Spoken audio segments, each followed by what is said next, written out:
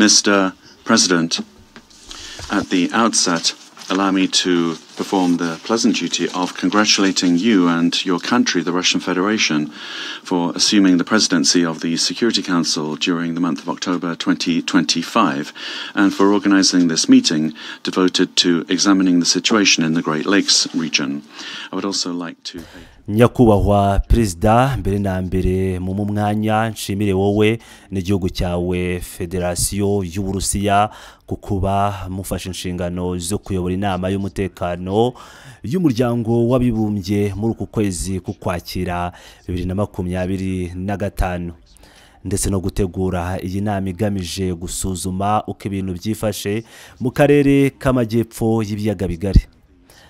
Ndashimira kandi nyakubahwa umunyamabanga mukuru w'umuryango w'abibumbye Bwana Antonio Guterres ku bushake n'ubwitange akomeje kugaragaza mu bikorwa byo gushakira amahoro akarere k'ibiyaga bigari. Ndashaka kandi gushimira nyakubahwa ambasaderi Wang Jia, intumwa idasanzwe y'umunyamabanga mukuru ishinzwe akarere k'ibiyaga bigari, kandi ndashimira uburyo yasobanuye ibintu mu buryo bunoze mu kiganiro cye cya mbere mu gitondo. Nyakubahwa Perezida, uko ibintu byifashe mu by'umutekano muri aka karere nta cyizere bitanga. Nk'uko bigaragara neza muri raporo y'umunyamabanga mukuru iri imbere y'iyi nama, inyandiko ifite nomero S/2025/516 yo kuwa mbere ukwakira 2025 guhera ku gika cya mbere kugeza ku cya 12.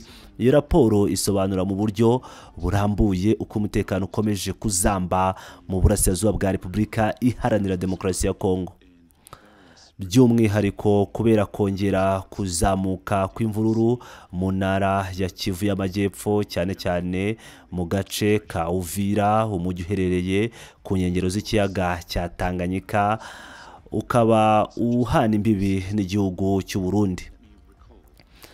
Aho hantu hamaze kuba nk'umutima w'amakimbirane hagati y'ibihugu byo mu karere k'ibiyaga bigari, bigatuma aka karere kaba nk'ikirunga kiri hafi kuruka igihe icyo ari cyo cyose.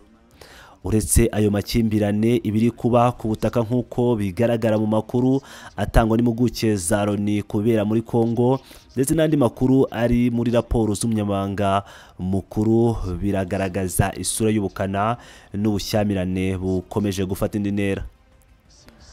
Ndashaka kwibutsa ko binyuze mu cyemezo cy'ibihumbi 2773 cyafashwe kuwa 31 Gashyantare 2025, iyi nama yategetse ko umutwe wa M23 ugomba gukura ingabo zawo Igoma, Ibwito, Uvira n'ahandi hose wigaruriye, kandi ugasesa inzego z'ubuyobozi zitemewe wubatse ku butaka bwa Kongo. Iyo nama kandi yasabye ko ingabo z'u Rwanda RDF zihagarika inkunga yose zitanga kuri M23 kandi zigakuraho abasirikare bazo ku butaka bwa Repubulika Iharanira Demokarasi ya Kongo nta yandi mananiza. Nubwo ishyirwa mu bikorwa ry'ibi byemezo rigitegerejwe, turashima ko ibiganiro bya diplomasi bikomeje binyuze mu bikorwa bya Washington n'ibya Doha, ariko nubwo hari ayo masezerano y'amahoro, ibiri kuba muri iki gihe bikomeje gutera amakenga akomeye ku bijyanye n'ubunyangamugayo kwiyemeza cyangwa by'ibyo u Rwanda rugomba gukora n'iby'umutwe wa M23 ugomba gukora. Bakomeje kurenga ku masezerano ya Washington n'itangazo rya Doha ry'amahame.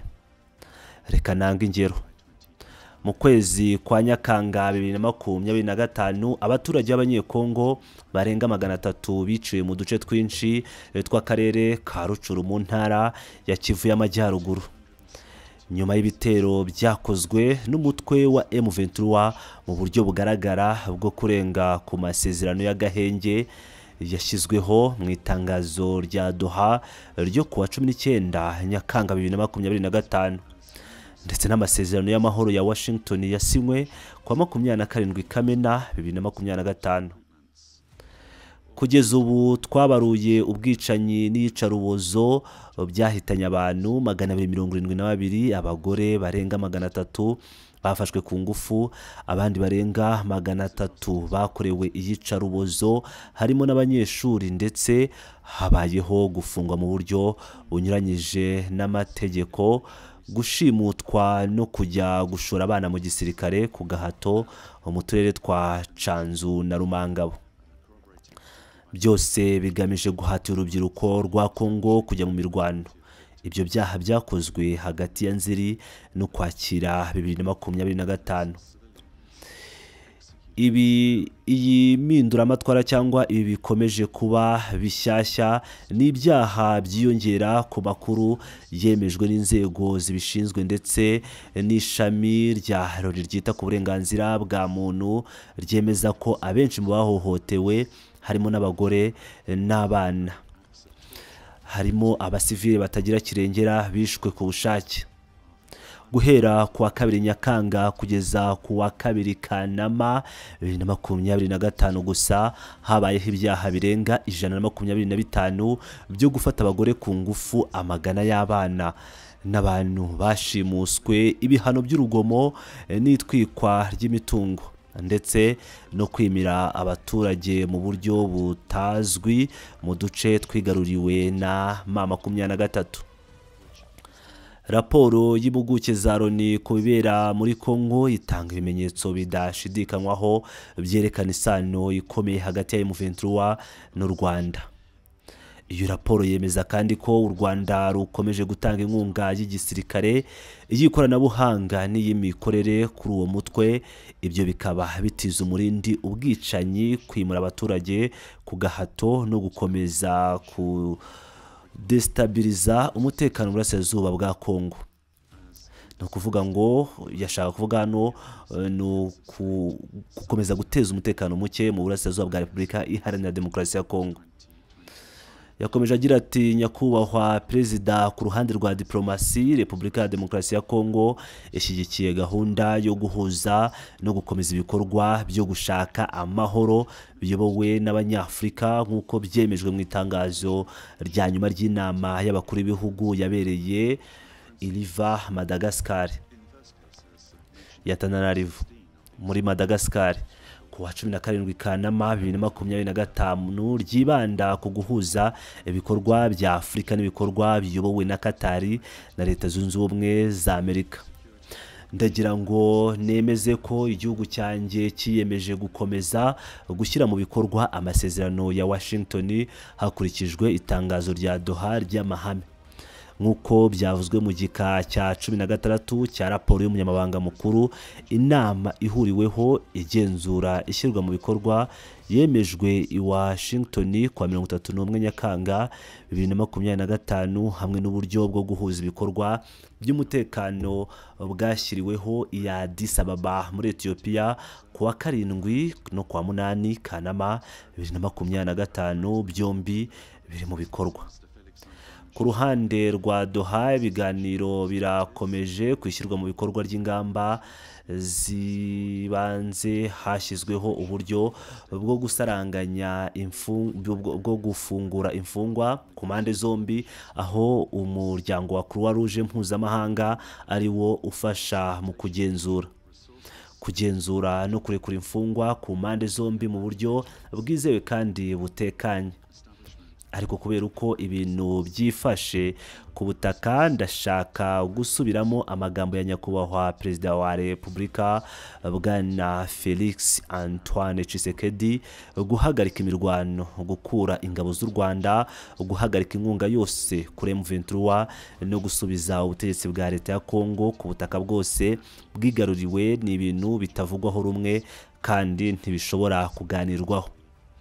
Ku bijyanye n'icuruzwa ry'amabuye y'agaciro rituruka mu bice by'intambara, guverinoma yanjye yongeye gusaba gushyiraho uburyo bumeze nk'ubwa Kimberley Process bugamije kugenzura amabuye y'agaciro, zahabu nyine n'amabuye aturuka mu duce tw'intambara, kugira ngo duce burundu ubukungu butemewe butera intambara.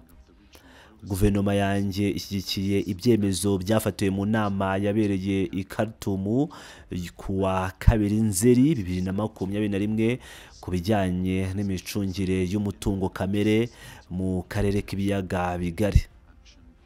Yiteguye kugira uruhare rugaragara mu biganiro bigamije gushyiraho ubwo buryo bushya, gushyigikira imicungire irambye, itunganye kandi isobanutse y'umutungo kamere n'ingenzi, kuko ari kimwe mu bituma dushobora kurwanya intandaro y'amakimbirane mu karere k'ibiyaga bigari.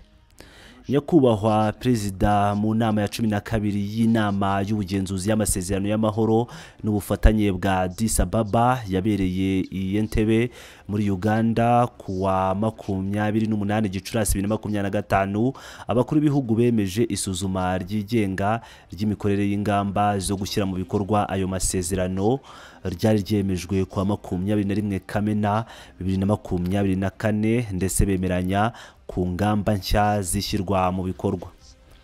Ku gihugu cyanjye, nyuma yo kwemeza ayo masezerano mashya, igihe kirageze cyo gushyira mu bikorwa ibyo twiyemeje. Twizeye ko Repubulika Iharanira Demokarasi ya Kongo itazongera kuba igihugu cyonyine cyubahiriza neza ayo masezerano nk'uko byagiye bigenda kenshi mu gihe cyashize. Mu gusoza, ndashaka kongera kwemeza ubushake bwa guverinoma yanjye bwo gukora uko bushoboye kugira ngo habe amahoro arambye muri Repubulika Iharanira Demokarasi ya Kongo no mu karere k'amajyepfo y'ibiyaga bigari. Ariko kugira ngo ibyo bigerweho, iyi nama igomba kwemeza ko impande zose zasinye ku masezerano n'abandi bafatanyabikorwa bose bagira uruhare rugaragara mu ishyirwa mu bikorwa ryayo. Murakoze. To ensure the effective involvement of all other stakeholders and signatories of the framework agreement. I thank you.